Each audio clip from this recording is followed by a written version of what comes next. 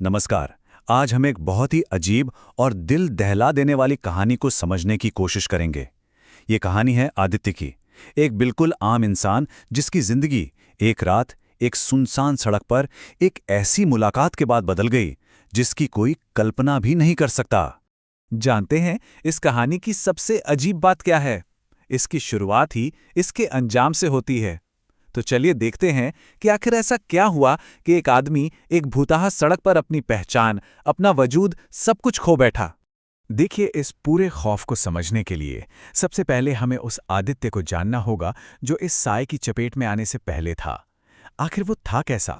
आदित्य की जिंदगी मतलब बिल्कुल सेट थी। एक आईटी मैनेजर, शादीशुदा, और उसका एक ही शौक था, वीकेंड पर रात में अपनी बाइक लेकर निकल जाना, अकेले शांत सड़कों पर। ये उसका अपना तरीका था दुनिया की भागदौड़ से दूर कुछ पल सुकून के बिताने का।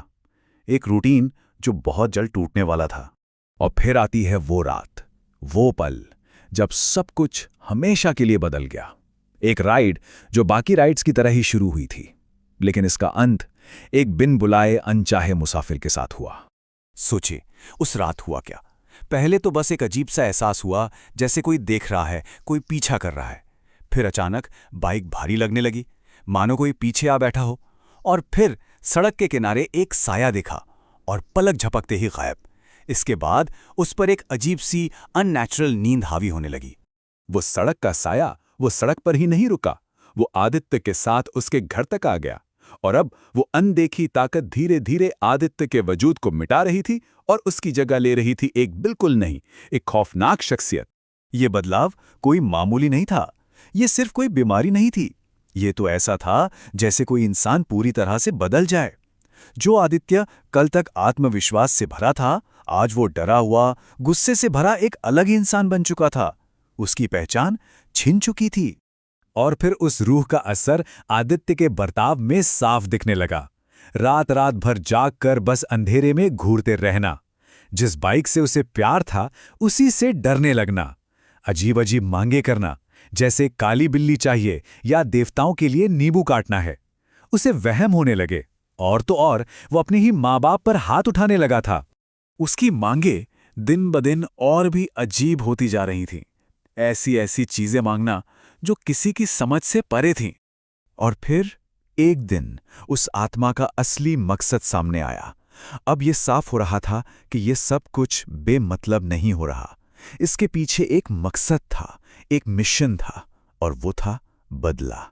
जब डॉक्टर, दवाइयाँ, साइंस सब कुछ फेल हो गया, तो परिवार के पास बस एक ही रास्ता बचा था, एक आखिरी हताश कोशिश। उन्होंने पंडित कालीचरण नाम के एक तांत्रिक से संपर्क किया, और तब पंडित जी उस आत्मा को अपनी सच्चाई बताने पर मजबूर कर देते हैं। तब पता चलता है कि वो आत्मा अरुण नाम के एक आदमी की है, जो उसी सड़क पर एक हादसे में मारा गया था। उसका मकसद दुनिया से बदला लेना था, और आदित्य पर उसका कब्जा इसलिए हुआ क्योंकि आदित्य ने उस जगह रुककर मिठाई खाई थी, जो उस आत्मा के लिए एक अनजाने में दिया गया न्योता बन गया। पंडित जी का प्लान कोई सीधा साधा झाड़ फूक नहीं था। ये एक साइकोलॉजिकल ट्रैप था, एक जाल। पहले तो उन्होंने आत्मा का भरोसा जीता, उसे बदला लेने में मदद का वादा करके। फिर आदित्य को 2 दिन के लिए सबसे अलग रखा, और फिर वो उसे उसी शापित जगह पर वापस ले गए जहां से ये सब शुरू हुआ था, अंतिम अनुष्ठान के लिए। अनुष्ठान पूरा हुआ, लेकिन इस कहानी का अंत वैसा नहीं है जैसा सबने सोचा था। चलिए देखते हैं कि आखिर हुआ क्या। पंडित जी ने कच्चे मांस का एक पुतला बनाया और आत्मा ने धोखे में आकर उस पर हमला कर दिया। अनुष्ठान कामयाब रहा, आत्मा अरुण को भगा दिया गया, लेकिन ये जीत बहुत महंगी साबित हुई। उस आखिरी जद्दोजहद में आदित्य गिर गया और उसके सिर पर एक पत्थर से गहरी चोट लगी। वो शारीरिक चोट और इतने दिनों की रूहानी तकलीफ, इन दोनों ने मिलकर उसके दिमाग पर ऐसा असर किया कि वो हमेशा के लिए टूट गया। आत्मा तो चली गई, पर आदित्य कभी वापस नहीं आया। और यहीं ये कहानी वापस वहीं आ जाती है जहां से हमने इसे शुरू किया था। आज भी आदित्य उसी बालकनी में बैठा रहता है, आग से डरता है। उसकी आंखें तो खुली हैं, पर वो कुछ देखती नहीं है। वो अपने ही अंदर कहीं खो चुका है, हमेशा के लिए। तो ये कहानी हमें एक बहुत ही गहरे सवाल के साथ छोड़ जाती है। क्या हमारे आसपास सच में कुछ ऐसी अनदेखी सरहदें हैं, कुछ ऐसी रेखाएं हैं जिन्हें हमें पार नहीं करना चाहिए? और अगर कभी गलती से भी हमने वो रेखा पार कर दी तो उसकी असली कीमत क्या होगी?